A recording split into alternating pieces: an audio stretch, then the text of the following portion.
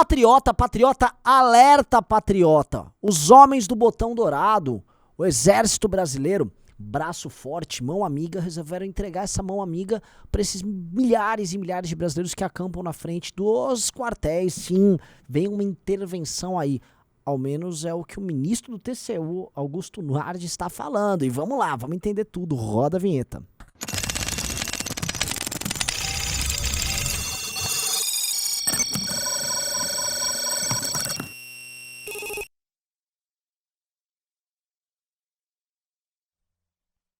Galera, antes de continuar, vamos tratar aqui de algo muito interessante, que é o Clube MBL. O que é o Clube MBL? É a forma que você terá acesso ao nosso conteúdo exclusivo. Análises mais profundas do que as que eu faço aqui. Análise de mercado, análise de cripto, que a gente vai também ter. A análise e leitura de cenário. Vamos ter também nossa parte de vídeos especiais, tá bom? Vídeos brabo, mini documentários. E é uma forma da gente financiar o MBL e você ter acesso a conteúdos premium. Vai ter acesso a um Telegram e uma plataforma de vídeos que já estão disponíveis para vocês. Se inscreve, é bem barato e vale muito a pena. Então conto contigo lá no Clube MBL. Vamos lá. Olha só. O Augusto Nardes, que é ministro do TCU, que é um cara que vem de uma origem mais conservadora, tá? Foi importante no impeachment da Dilma Rousseff também. Ele resolveu dar, vamos dizer, opiniões através de áudios do WhatsApp sobre a situação atual, tá? E ele veio falando uma série de coisas. Dentre elas tá essa aqui, ó. Ele disse que está havendo um movimento muito forte nas casernas, podendo haver um desenlace de consequências imprevisíveis para a nação. Pois é, tá, isso está em toda a imprensa, o áudio é dele. Primeiro, eu gostaria de falar para vocês que um áudio desse tem menos escândalo e choca muito menos do que o áudio do Arthur Duval, né? É um áudio vazado por ministro do TCU, com pendores, obviamente, golpistas. E ele disse que esse áudio está rolando com a galera do agro, que a galera do agro tá sempre solta nisso. E aí eu olho, eu observo, eu vejo aqui e eu junto elementos, tá? Primeira coisa que a gente precisa entender. Há um desespero por parte do eleitor mais exagerado, do bolsonarismo, para que ocorra um golpe militar. Aí eu falo golpe militar que não existe intervenção militar, toda essa pataquada ela é uma mera invenção tirada da cabeça dessa galera. Não existe o artigo 142 para tentar um golpe de Estado dentro da Constituição. Isso não existe, tá bom? Não vai haver uma intervenção militar constitucional. Ponto.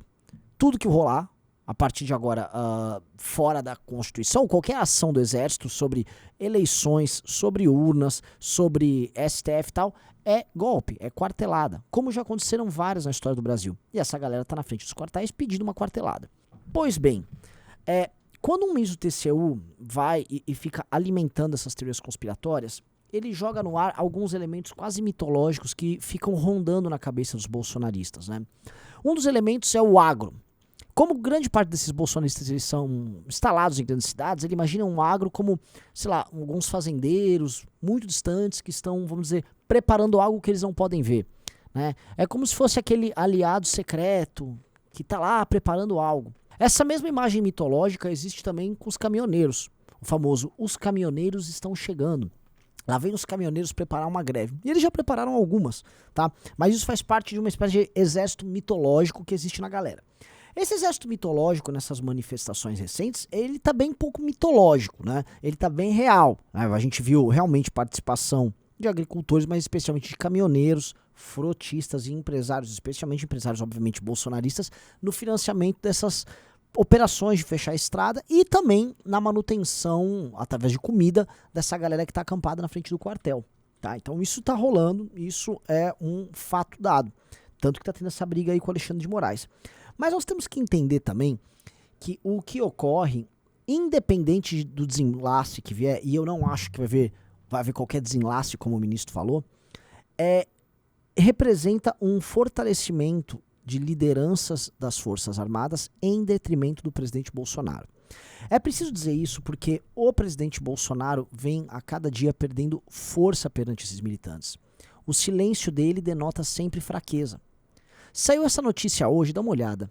Olha só, uma notícia dessas coloca esse militante que tá se arriscando, que tá lá pagando mico, que tá às vezes botando a própria vida em risco, numa situação deplorável.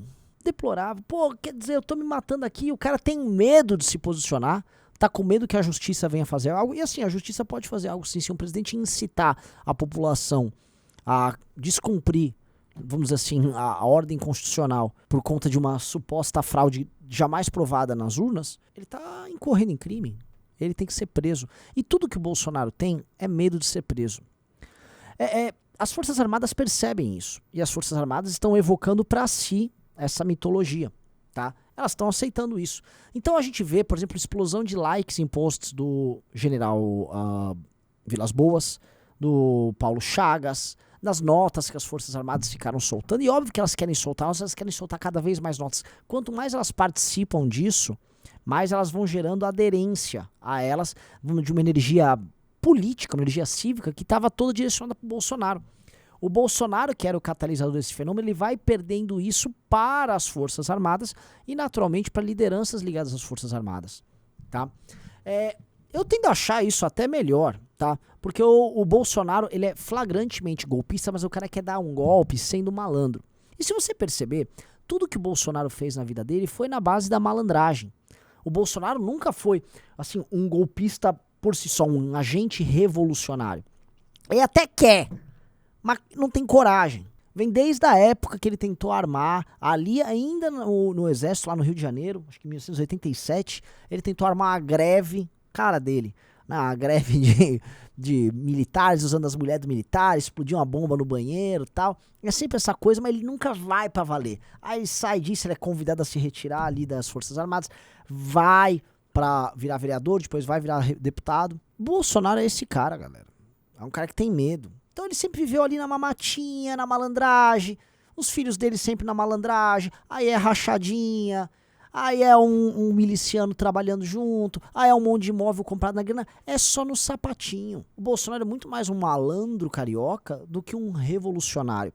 E essas pessoas acreditaram que o Bolsonaro era um revolucionário, amigos. Eu já falei isso várias vezes nos vídeos, isso sempre precisa estar aqui. Agora, as Forças Armadas estão atraindo isso para elas, e aí elas têm que ter algum interesse prático em utilizar esse prestígio e essa confiança dada por essas pessoas para algo. E tem muita coisa. As Forças Armadas podem querer se comportar como uma espécie de poder moderador agora. Coisa que já fizeram, inclusive, ali na prisão do Lula, quando o próprio general Vilas Boas soltou uma carta dando uma enquadrada no Supremo Tribunal Federal, né, sobre a decisão que eles iam tomar a respeito da prisão do Lula. Outra coisa, as Forças Armadas hoje têm muitos e muitos cargos no governo Bolsonaro.